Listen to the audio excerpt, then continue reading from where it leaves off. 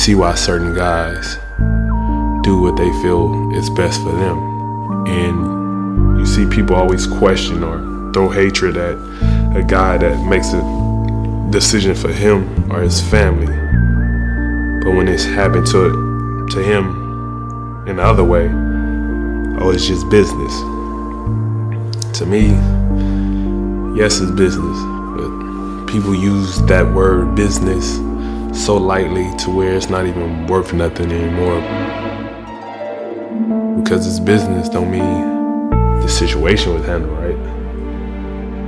I remember watching a mob movie. They go blow up somebody's car and their first words is, oh, it's just business. So I'm supposed to accept that you blew up my car because of business? This is bullshit to me, honestly. So no matter how much loyalty you stand by or how much morals you put in, you can't let that change you and your beliefs. And that's just how I look at it. So that's just life.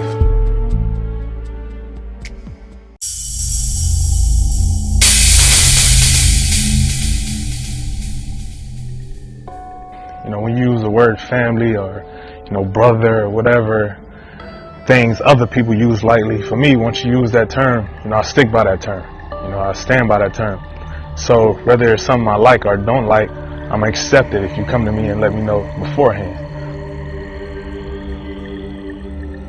But don't make one thing seem like another thing and catch me off guard and do something else.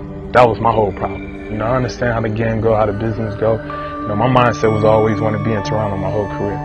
You know, but I was never naive of that not happening. Just let me know. Don't have me thinking otherwise. You know, and that's where my issue came from. You know, that's where my frustration came from, and I think it showed.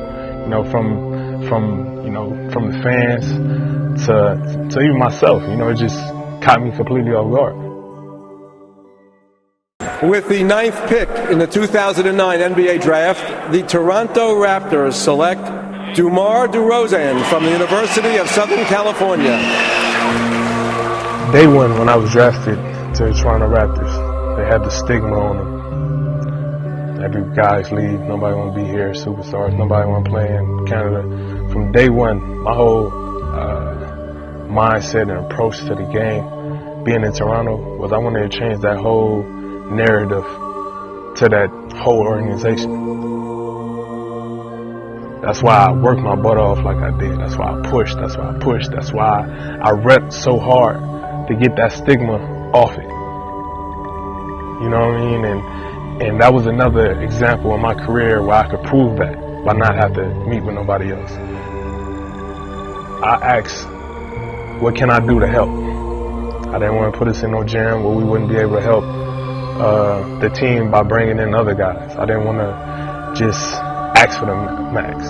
You know, I wanted to do whatever I could to make sure anything we need to have down the line, we could have.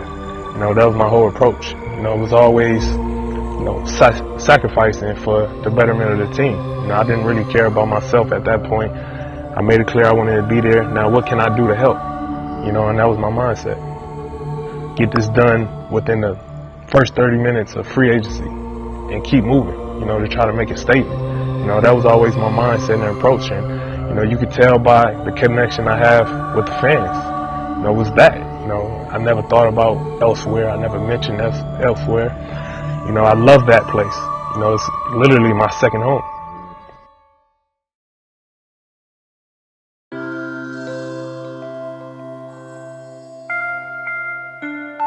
For me, Cole was my imagination. That was the player, you know, obviously as I got older and able to look at Michael Jordan, he became one of my favorite players. But growing up, when I started to understand and comprehend basketball at a young age, it was from Cole. Being a Laker fan, we didn't have cable. All we had was channel KCAL 9 when the Lakers came from channel 9. That was the only fucking channel we had. So I watched every Laker game growing up. Cole was the one that I gravitated to. And for me to see the start, the fails, I remember begging my dad, could we go get a newspaper? Just so I could see what he said after the game, comments after the game, little shit like that gave me an emotional connection to one of my favorite players that made me want to push harder when it came to want to play sports, especially basketball. Seeing how he got better, the things he went through. The culture of LA for me, from me being 31 now, is based around, Bean, man. Like the energy always being Kobe, Obviously, I always heard the stories, like my dad and my uncles always talk about, the Showtime Lakers. That's kind of like their generation, but for people my age, like, you can't think about the Lakers without thinking about Kobe. When you think about the yellow and gold, you think about Bean. You know what I mean? And Definitely. And it's crazy.